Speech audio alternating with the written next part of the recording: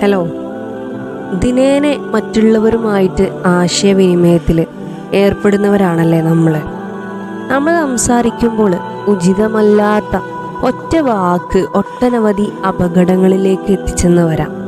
ബന്ധങ്ങളെ തകർത്തെറിയാൻ ഒരു ചെറിയ വാക്കിന് പോലും കരുത്തുണ്ട്.